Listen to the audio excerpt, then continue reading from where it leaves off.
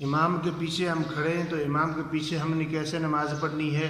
اگر ہم اکیلے ہیں تو ہم نے اکیلے کیسے نماز پڑھنی ہے؟ ہمیں یہ چیز سیکھنی چاہیے، یہ بہت ضروری ہے، فرض نماز ہے۔ اگر ہم اسے غلط پڑھ رہے ہیں تو ہماری نماز تو بیکار ہوئی، ثواب تو پھر ہمیں نہیں ملا۔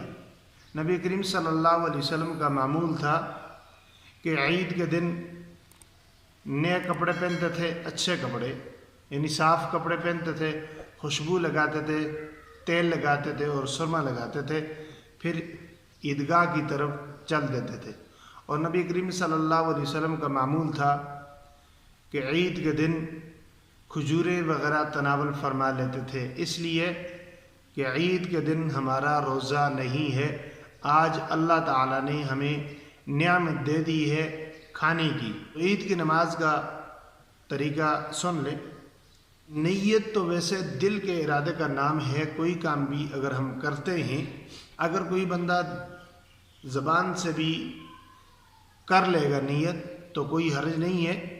2 رکعت نماز عید الاضحیٰ واجب بما 6 زائد تکبیرات کے، منہ میرا طرف کعبہ شریف کے، پیچھے اس امام کے، اللہ اکبر۔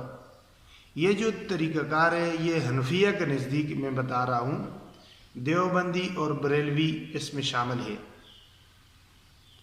حنفیہ کے نزدیک 6 زائد تکبیرات ہیں، 3 پہلی رکعت میں اور 3 دوسری رکعت میں۔ اب جب امام نے تکبیر تحریمہ کہہ لی تو امام مقتدی نے بھی ساتھ تکبیر تحریمہ کہہ لی۔ امام نے سبحانک اللہم و بحمدک و تبارک اسمک و تعالی جدک و لا الہ غیرک یہاں تک پڑھ لیا تو مقتدی بھی ساتھ پڑھے گا۔ اس کے بعد امام 3 زائد تکبیرات کہے گا۔ پہلی تکبیر کہے گا، کانوں تک ہاتھ لے کر جائے گا اور ہاتھ چھوڑ دینے ہیں۔ دوسری تکبیر اسی طرح کانوں تک ہاتھ لے کر جائے گا اور ہاتھ چھوڑ دینے ہیں۔ تیسری تکبیر جب کہے گا اور کانوں تک ہاتھ لے کر جائے گا تو اس کے بعد ہاتھ باندھ لینے ہیں۔ بعض لوگ ایسے کرتے ہیں، سمجھ نہیں ہوتی، تیسری تکبیر میں بھی ہاتھ چھوڑ دیتے ہیں، پھر دائیں بائیں دیکھتے ہیں کہ یہ ساتھ والا کیا کر رہے تو پھر وہ بھی ہاتھ باندھ لیتے ہیں۔ پہلی رکعت اس کے بعد اسی طرح جیسے عام نماز پڑھی جاتی ہے ایسے ہی پڑھنی ہے۔ پہلی رکعت مکمل ہو گئی، دوسری رکعت کے لیے جب امام کھڑا ہوگا سورۃ الفاتحہ پڑھے گا اور ساتھ سورت ملائے گا۔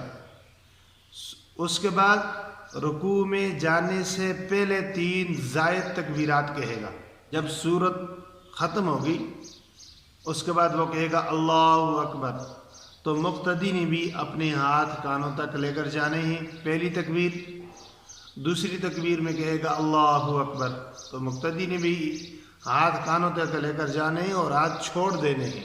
اور تیسری تکبیر میں امام کہے گا اللہ اکبر، ہاتھ کانوں تک لے کر جانے ہیں اور ہاتھ چھوڑ دینے ہیں۔